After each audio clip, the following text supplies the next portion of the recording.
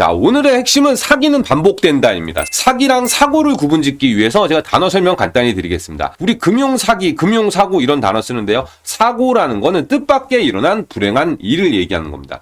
결국 누군가가 피해를 입었는데 모르고 발생했으면 사고, 알고 발생했으면 사기, 그 차이가 있습니다. 자, 금융사기는 어떤가를 보면은 가해자가 누군지 몰라요. 가해자가 이게 지금 뭐 은행이나 금융사가 가해자인 건지 그 담당 부서가 가해자인 건지 아니면 회사랑 부서는 정상이었는데 나와 거래했던 담당자, 실무자가 나쁜 사람인 건지 이런 거를 모르기 때문에 처벌이 솜방망이가 되는 거고 금융사기는 계속적으로 반복되고 있다. 어제 금감원에서 이제 제재 결과가 나왔거든요. 얼마나 강하게 제재하나 지켜보고 있다가 너무 솜방망이 처벌이어가지고 영상을 만들어 보게 됐습니다. 증권사 채권 돌려막기인데 이게 언론이나 여기저기서는 증권사 채권 돌려막기라고 돼 있어요. 근데 이 말부터 잘못된 거예요. 이 원인 분석이 잘못됐기 때문에 결과가 쭉 엉뚱하게 가는 건데요. 알려진 사건 내막에 따르면은 채권입니다. 주식이 아니고 채권이에요. 채권 신탁과 채권 랩에 대해서 실적 배당형 상품이었어요. 채권 신탁이랑 랩이 뭔지 설명드리면 복잡할 텐데 우리가 은행 예금이나 MMF 같은 상품들이 있잖아요. 이런 거는 공동운명체라고 보시면 돼요. 펀드를 하나 만들어 놓고 여러 사람들 돈을 모아서 공동으로 운영을 하는 거예요. 신탁이나 랩은 개별 운영이 돼요. 사람들 돈을 모으는 게 아니라 그 사람 돈만 가지고서 삼성 채권을 사든 어떤 채권을 사든 하나 정도 편입하게 되겠죠. 그러다 보니까 공동운명체에 대비해서 사건이 발생하더라도 피해를 안 입을 수도 있고 뭐 여러 가지 목적에 의해서 나타난 상품이고요. 신탁이랑 랩은 정해진 기간이 있어요. 만기가 3개월, 6개월, 1년 등등등. 우리 예금에 뭐 예금도 마찬가지잖아요. 만기가 정해진 기간이 있어요. 그리고 보장된 것 같은 수익률이 있어요. 이게 지금 실적 배당형 상품이라고 그랬잖아요. 실적 배당형 상품은 말 그대로 실적에 따라 배당을 받아야 돼요. 근데 신탁이나 랩은 실적 배당형 상품이기 때문에 보장된 수익률이 없거든요. 근데 판매하는 쪽에서 보장된 것 같은 수익률을 제시를 한 거예요. 이런 일이 벌어지게 된 거는 주식은 정말 말 그대로 투자 성과에 따르잖아요. 근데 채권은 발행하는 시점에 금리가 정해져 있어요. 내가 1년에 몇 프로 이자를 줄게. 그러다 보니까 이게 마치 안 망하면 이 수익률이 나올 것 같은 정도만 알리고 이 회사 망하지만 않으면 이 수익률 드릴 거예요. 이 회사 망할 것 같아요? 안 망할 것 같죠? 그럼 이거 보장된 겁니다. 라는 식으로 상품을 판매한 겁니다. 자, 근데 여기서 문제는 만기 미스매칭이라고 고객에게 돈을 돌려주기로 한 6개월, 1년 등등 정해진 기간보다 더 긴 기간에 채권을 사놓는 거예요. 고객 계좌에다가. 이거를 하는 이유는 수익률 맞추기를 위함인데 이번에 문제가 된 거는 금리가 올라가는 시기에 고객 자산에 손실이 발생했다. 그 손실이 실적 배당형 상품이니까 고객에게 손실 났어요. 죄송합니다. 해야 되는데 그 손실을 다른 고객에게 전가하고 원래 손실이 났던 사람한테는 보장한 수익률을 준 거예요. 그리고 다른 고객에게 전가했는데 이 고객은 뭐 알고 하냐? 아니요. 이 고객한테도 우리가 몇 프로 수익을 맞춰드릴게요 라고 약속을 하고 그 고객에게 손실난 채권을 넘겨놓은 거예요. 근데 그렇게 시간이 흘러가다가 안 되니까 그 손실을 금융기관이 보존해주다가 이 사건이 터져버린 겁니다. 자, 만기 미스매칭에 대한 부분을 이해하셔야지 오늘 제 얘기를 이해하실 수 있는데요. 기본적으로 단기 채권보다 장기 채권이 금리가 높아요. 우리 마찬가지로 적금이나 예금할 때 보면 그렇잖아요. 1년 맡길 때보다 3년 맡긴다 그러면 이자를 더 준다 그래요. 마찬가지로 채권 돈을 빌리는 거잖아요. 돈을 빌리는 사람도 1년 빌릴 때보다 3년 빌릴 때 이자를 더 많이 지급하게 됩니다. 그렇다면 장기 채권이 좋은 거 아니냐? 뭐 당연하죠. 수익률만 보면 그럴 수 있습니다. 근데 문제는 금리 민감도의 차이와 만기 시 유동성 문제. 이 두 가지 문제, 뭐 딴 것도 있을 겁니다. 이 크게 두 가지 문제 때문에 이 장기 채권을 잘 편입 안 하는데요. 자, 금리 민감도라면 너무 어렵습니다. 이거 깊이 이해하시려면은 금리 변화에 따른 채권 가격 변화인데요. 예를 들어 설명드릴게요. 2%짜리 채권이 있다고 예를 들게요. 만기가 2년짜리랑 10년짜리가 있어요. 고객에게 마찬가지로 판 거예요. 2년짜리 채권이랑 10년짜리 채권을 고객에게 팔았는데 1년이 지났어요. 금리가 5%로 뛴 거예요. 자, 2%짜리 채권, 이자를 2% 지급하는 채권이 만기가 2년과 10년인데 금리가 5%로 뛰었다. 그렇다면 대충 계산했을 때 1년이 지난 시점에서 2년물의 채권 가격은 9,700원, 10년물의 채권 가격은 7,900원이 되게 돼요. 똑같은 2%의 이자를 지급하는 채권인데 금리 변화에 따라서 채권 가격의 변화가 이렇게 크다. 이게 금리 민감도라고 보시면 될 것 같습니다. 알려진 사건 내막을 따라서 보면은 고객에게 더 높은 수익률을 제시하고 더 확정적인 것처럼 알리게 돼요. 그리고 그렇게 해서 고객을 끌어모았어요. 금리가 올라가니까 채권에 손실이 났어요. 근데 이 손실을 다른 고객에 전가했다는 거예요. 근데 다른 고객한테 제값에 넘겼으면 되는데, 자, 아까 보셨듯이 설명드렸듯이 만원짜리 채권이 10년짜리 채권 7,900원이 됐잖아요. 이 7,900원짜리 채권을 7,900원에 팔면은 이 채권을 원래 신탁이나 랩에 편입했던 사람은 20% 손실 나야 되잖아요. 이 7,900원짜리 채권을 누군가에게 만원에 파는 거예요. 정상적인 것처럼. 시간이 지나도 금리가 내려올 생각을 안 하는 거예요. 이미 불법적인 상황이 벌어진 상태에서 고객에게 손실 났다고 알리지 않았지만 이미 불법이었다는 거예요. 실적을 고객에게 반영하지 않고, 이게 자전거래라고 하는데 사실은 이런 것 때문에 신탁이나 랩에 관해서 내부 거래를 금지해놓은 규정이 이미 진작에 있었고 이 규정은 지켜지고 있었어요. 하지만 쿠션 쳐서 매매했다고 내 고객들끼리 채권을 사고 파는 거는 막아놓고 해서 안 하는데 내 채권을 다른 증권사에 팔았다가 다시 받아오는 거예요. 이거를 서로 지금 치고받은 거예요. 그래서 이번에 한꺼번에 9개 증권사가 징계를 받는 거죠. 그래서 이런 거기 때문에 이거는 이미 가격 조작을 한 거예요. 만원짜리 채권이 7,900원이 됐으면 7,900원에 거래해야 되는데 이거 분명히 7,900원짜리 채권인데 다른 증권사에 야 이거 만원에 사가 했는데 다른 사람 보면은 다른 증권사 바보예요? 아니죠. 다른 증권사 만원에 받아갔다가 야 이거 다시 너 알지? 7,900원에 사가 막 이런 식으로 주고받은 거예요. 계속 이거를. 그전까지는 보장한 것처럼 얘기할 때는 사실 보장할 수 있는 상황이기도 했어요. 그렇지만 금리가 올라가 버렸고 채권 가격은 빠진 상황에서는 보장 불가능하다는 걸 알고 있었거든요. 그렇지만 고객 총자산이 유지돼야지 그나마 돌아간단 말이에요. 그러니까 다음번에 들어오는 고객한테 사실을 얘기할 수 없어요. 그렇기 때문에 사건이 커진 거고, 이게 결국은 이익률 차이로 인한 가격 변화는 버팅기면 돼요. 일단 사고 안 나게 계속 버티면 되는데 고객이 줄어들 때는 이걸 빼서 넘길 데가 없잖아요. 그러면 총액이 비기 시작하면 문제가 되는 거예요. 만기 미스매칭이 아니라 결국 자금 미스매칭이거든요. 만기가 안 맞은 거는 다른 사람한테 넘기면 되는데 줄 돈이 모자라 버리면은 이건 손실보전이고 나발이고 마지막에 나가는 사람 장고 빵 돼버릴 수도 있어요. 이거 이렇게 폭탄 돌리기를 하고 있다가 긴급적으로 회사 돈을 투입했다는 거예요. 금감원에서 제재 결과가 나왔습니다. 자본시장법 위반에 대한 제재했다고 하면서 꽤 강하게 때렸다고 큰소리 치고 있습니다. 엄청난 과태료부가 있다 그랬는데 실제 과태료가 289억 나왔어요. 적은 건 아니에요. 적은 건 아닌데 이번 사건 규모와 내막을 보면은 전 적다고 생각해요. 자, 불법 자전 연계 거래를 통해서 고객 재산 간 손익을 이전했다. 이게 이미 불법이고요. 이게 그러니까 사고가 터지기 이미 이전부터 진행되고 있었던 거예요. 자, 고객의 손실을 보전하는 행위를 했다가 문제예요. 나쁜 짓 했는데 고객 손실 보전해줘야 되는데 고객 손실 보전해준 게 나쁘다라고 지적을 하는 거예요. 거기다가 투자자의 자기 책임 원칙을 훼손하는 중대한 위규에 해당한다는 거예요. 자, 한번 볼까요? 투자자의 자기 책임 원칙, 이거 들어보면 어처구니 없으실 거예요. 투자자는 자기 책임의 원칙 하에 자신의 자유로운 의사에 따라 투자 상품을 선택하고, 당연한 거예요. 그 결과 발생하는 이익이나 손실을 스스로 감수해야 한다. 당연한 얘기를 하고 있단 말이에요. 근데 문제가 뭐냐면은 이익이나 손실이, 요거 정확히 기억하셔야 돼요. 발생하는 이익이나 손실을 감수해야 되는데 지금 금감원이 지적하는 거는 손실에 대한 얘기라고 써요.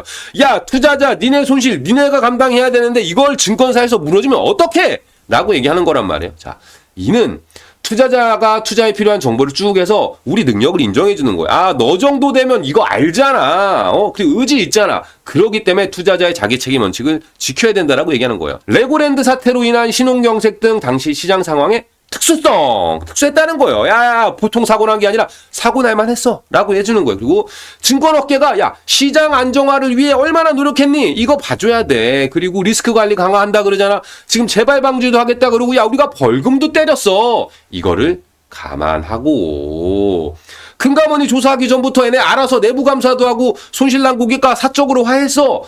이 참 어처구니 없네. 선제적 사후 수습이 무슨 말인지 모르겠어요.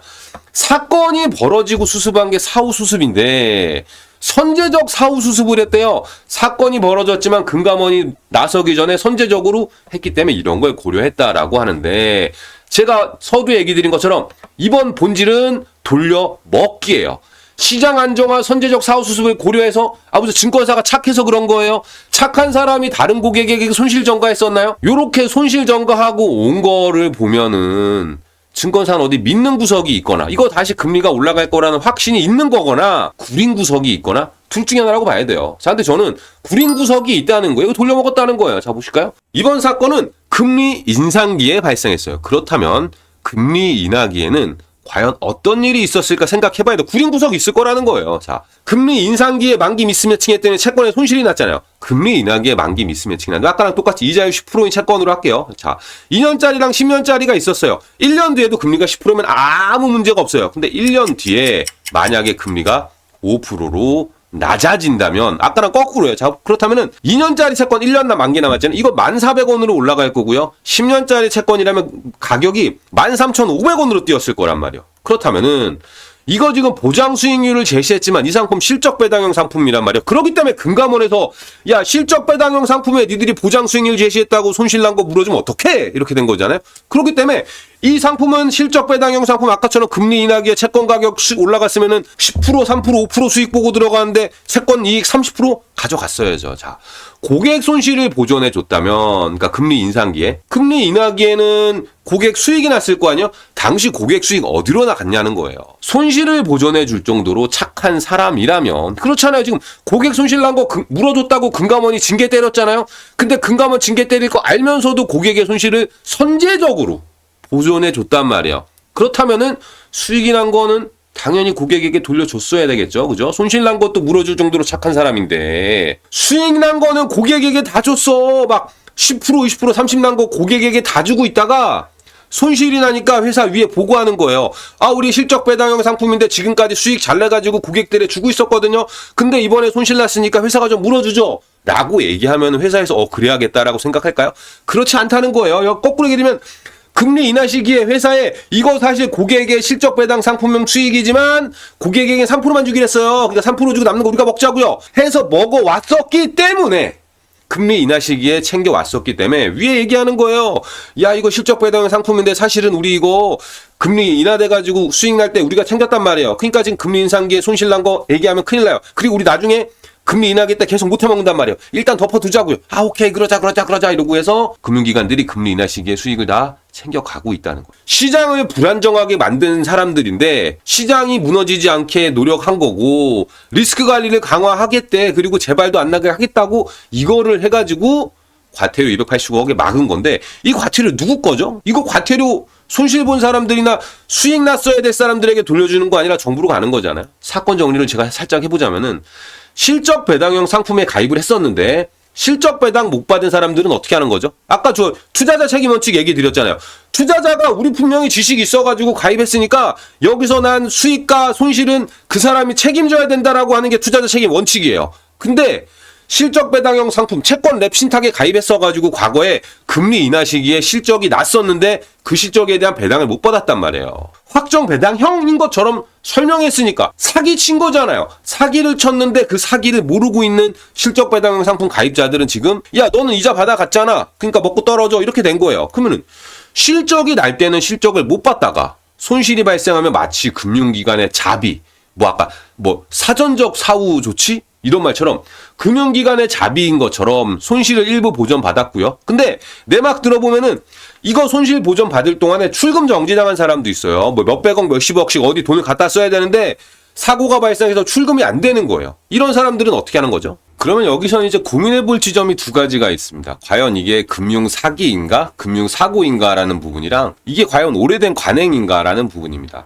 서두에 사기랑 사고를 한번 구분해 드렸는데요. 출발부터 사고 가능성을 알았다면 사기고 몰랐다면 사고인데 이 상품 처음에 출시될 당시에 신규 상품이라고 캠페인을 많이 했어요. 캠페인 어느 회사든지 간에 신규 상품이든 뭐든 캠페인 거는 경우들이 많은데 이 상품은 조금 특이했어요. 일단 채권형 상품에다가 만기가 단기예요. 그렇기 때문에 다른 상품에 비해서 수익률 차별화를 주기가 어려운데 고객에게 수익률을 더 많이 준 거예요. 근데 판매자 인센티브도 더 주더란 말이에요. 고객에게도 수익률을 더 주는데 판매한 사람에게도 인센티브를 더 준다. 이 과연 적자를 감수한 상품인가? 이런 고민이 드는데 가만히 보니까 회사도 수익이 나더라는 거예요. 이런 좋은 일이 있을 수가 있을까요? 고객은 수익률이 높아지고 판 사람은 성과급을 받고 회사도 수익이 나고. 근데 이게 내막을 뜯어보면은 장단기 미스매칭에 의한다는 거예요. 고객에게는 단기간의 자금을 운영할 것처럼 얘기해서 돈을 받아왔는데 이걸 장기 채권에 투자를 해서 고객도 수익률을 더 받고 직원도 성과급을 받고 회사도 수익을 내는. 그러면 여기서 고민해봐야 되는 게 이게 과연 신탁 상품인가요? 예금 상품인가요?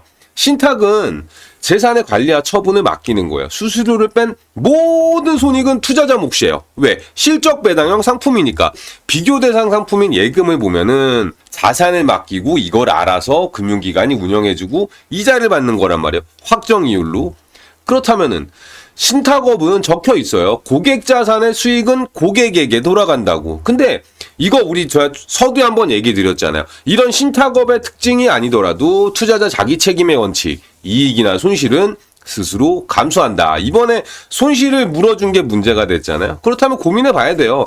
채권 신탁 랩에서 발생한 수익, 장단기 미스매칭에 의한 수익이 누구에게 갔는지를 보면 알 수 있어요. 이거를 확인해 보면은 이게 사고인지 사기인지 판단할 수 있을 거라는 거죠. 그러면 이제 두 번째, 과연 이게 관행이라는 여부예요. 이게 뭐 과거에 관행적으로 해오던 일이기 때문에 좀 봐준다 이런 얘기가 있는데, 관행이란 말은 오래전부터 해오던 대로 한다는 얘기예요. 근데 증권사 신탁업은 2005년에 시작돼서 이 문제가 된 거래들은 대부분 2010년 이때 시작됐던 것 같아요. 제 기억에서. 이런 신탁팀이나 채권 랩 판매 이후에 이들의 인력 구조 보면 답이 나와요. 자리가 다 하위직급으로 채워졌어요. 관리 자산이 늘고 있고 회사 수익도 늘어가는데 과차장급은 다 사라지고 주임 대리로만 채워졌단 말이에요. 이런 비슷한 문제가 최근에 문제가 됐던 신한투자증권 LP 부서에도 있었어요. 언론에 여러 번 나왔던 것처럼 여기가 계속 돈은 벌고 회사 부서는 잘 되고 있는데 계속 과장 차장급들은 나가고 사원 대리급들로 채워진다는 얘기가 있었단 말이에요. 물론 젊은 친구들의 능력을 낮게 보는 건 아니에요. 젊은 친구들도 뭐 일 잘할 수 있다는 건 알아요. 근데 그들은 사실 대부분 아직 일을 배우는 중이에요. 전임자가 하던 대로 이 일을 일단 그냥 해오던 대로 배워가지고 문제의식을 느낄 수도 있겠지만 사실은 주임 대리급에서 위에서 시키면 시키는 대로 하는 거지 막 이거는 뭔가 법에 잘못된 것 같은데 이런 말 할 수가 없잖아요. 그래서 이게 잘못된 일인지 지적을 못 한다는 거예요. 그러다 보니까 신탁팀들 성과급 잔치 엄청 했습니다. 신한투자증권 LP 성과급 잔치 했다 그랬잖아요. 신탁팀들도 성과급 잔치 엄청 했어요. 금리 인하기에. 여기서 또 증권사 신탁팀이 돈 좀 번다고 하면은 막 스카우트 해가지고 팀 새로 세팅하는 거예요.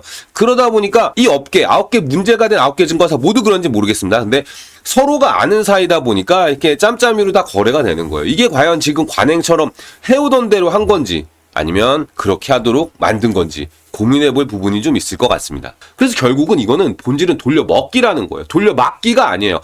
돌려막은 거는 사건의 막바지 실컷 돌려먹다가 마지막에 문제가 된 구간에 와서 돌려막기가 된 거지, 이건 돌려먹기였다는 거죠. 신혼경색 등 시장의 특수성 알아요. 특수했던 거 알아요. 근데 특수하지 않은 경우에는 돌려먹고 시장이 특수해지면 돌려막는 게 잘하는 건가요? 어쨌든 금감원 제재 결과 나왔으니까 여기서 제가 떠든다고 해가지고 뭐 달라질 건 없어요. 그러니까 또 믿고 기다려야 돼요. 앞으로는 잘하겠지라고 믿고 기다려야 되는데, 증권업계 출신으로 좀 씁쓸한 거는 항상 고객을 위해 제대로 영업하는 사람은 부진자가 돼요. 이 상품의 위험성을 제대로 알리고 이거 이렇게 될 거라고 얘기해 준 사람은 부진자가 되고, 고객을 기만해요.